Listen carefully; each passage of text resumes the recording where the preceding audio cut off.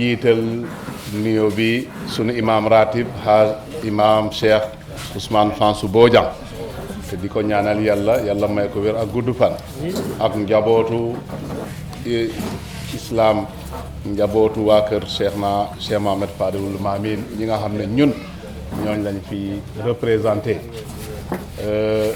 lii ku nekk mun na ko fi jàng waaye xam naa ba tey imam Badji dama lay sant gërëm la ci tur communauté bi yëpp kër bi nga xam ne yaa ngi ko jox waa Ahlu Beyti Rasoul Cheikh Bodian boo demee nuyul ñu kilifa bi ñu ngi koy sant ñu ngi koy ziar ñu ngi koy ñaanal bu baax a baax comme Samsidine nu mu ko waxee léegi di nuyu tamit Cheikh Abdallah ak waa Kalunaay ak waa Buluf ak waa Fogni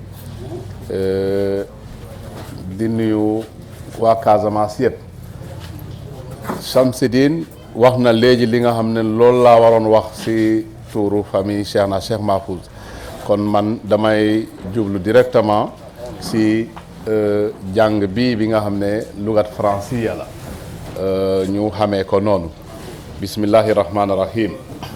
Chers compatriotes, merci d'avoir répondu massivement à notre appel. Comme vous le savez déjà, nous sommes réunis ici à Bignona aujourd'hui par la grâce d'Allah subhanahu wa ta'ala pour lancer un message clair aux autorités politiques de notre pays. S'il vous plaît, messieurs, mesdames du gouvernement, arrêtez le déroulement de l'agenda pour la non-discrimination basée sur l'orientation sexuelle et l'identité de genre au Sénégal. Vous semblez oublier qu'ici, nous sommes au Sénégal. Présentement ici, nous sommes à Bignona. Sénégal, un pays de croyants, façonné depuis des siècles par l'esprit religieux, qu'il soit de tradition musulmane ou chrétienne. Un pays attaché aux valeurs et nobles vertus enseignées et défendues par tous les prophètes, d'Adam à Mohammed sallallahu alayhi wa sallam. Des valeurs et nobles vertus que des hommes pétris de spiritualité et d'humanisme qui ont tout fait, parfois jusqu'au sacrifice de leur vie, pour les préserver au bénéfice du peuple. Je veux citer sans ordre de préséance Cheikh Oumar Foutiyou Tall, Cheikh Limamou Laye, Cheikh Seydi El Malick Sy, Khadimur Rasoul, Cheikh Abdoulaye Niass, Cheikh Bou Kounta Ndiassane, Serigne Thiénaba, Cheikh Mahfouz Aïdara, etc. Adeptes des premiers et descendants des seconds, nous n'entendons donc pas laisser périr leur héritage en laissant passer ce qui est plus qu'une forfaiture, le déroulement d'un agenda on ne peut plus satanique. Chers concitoyens au pouvoir, vous semblez oublier que vous y êtes grâce à notre suffrage, que vous êtes nos mandataires, et c'est donc exclusivement à nous que vous devez fidélité et non à aucune autre entité, fût-elle les Nations Unies. En vertu de ce statut, vous ne pouvez nous engager dans des politiques ou programmes qui sont totalement en porte-à-faux avec nos réalités socio-culturelles et nos convictions religieuses. Et c'est pourtant bien de cela qu'il s'agit dans votre volonté de concrétiser votre vision SN2 de faire du Sénégal un pays émergent à l'horizon 2026, avec une société solidaire dans un état de droit sans discrimination. Dans notre entendement, l'ONU devrait être, comme aimait le dire un de nos compatriotes, un lieu de rendez-vous du donner et du recevoir, un instrument de promotion d'une civilisation de l'universel, respectueux de la diversité des pays qui le composent et soucieux de l'enrichissement mutuel pouvant découler de cette diversité. Au lieu de cela, elle a souvent fonctionné comme une machine au service de certains pays, forts de leur puissance économique, diplomatique, politique et militaire, pour imposer leurs desiderata. Au strict plan socio-culturel, L'uniformisation est sans contexte un appauvrissement, mais quand elle charrie contre valeurs et pratiques d'essence animale, elle devient agression et volonté d'avilissement. Pour nous, l'homosexualité, la confusion des genres et toutes les variantes subsumées dans le vocal LGBTQ sont des abominations qui les excluent d'acclimater dans notre pays.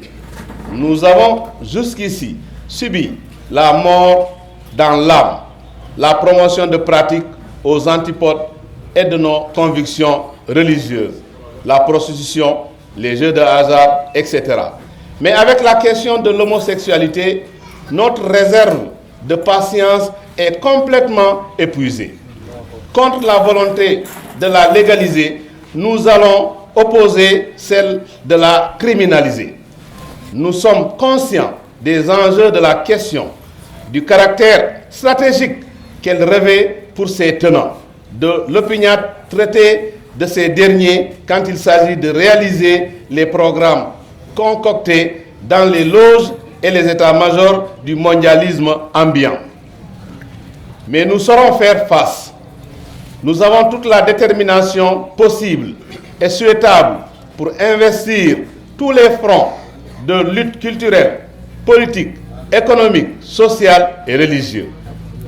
Nous avons pour cela la force sociale et politique qu'il faut, puisque c'est quasiment l'ensemble du peuple sénégalais qui refuse toute perspective de légaliser l'homosexualité, comme en atteste le nombre, la qualité et le statut des signataires de la pétition y afférente. Nous avons avec nous l'ensemble des porteurs de symboles de ce pays, les chefs religieux de toutes les chapelles, chefs traditionnels et une forte majorité d'organisations de la société civile. Nous avons encore en mémoire les tractations sordides des années 60 qui ont abouti à l'imposition du Code de la famille de 1972. Malgré le rejet quasi unanime des chefs religieux musulmans par le biais du Conseil supérieur islamique.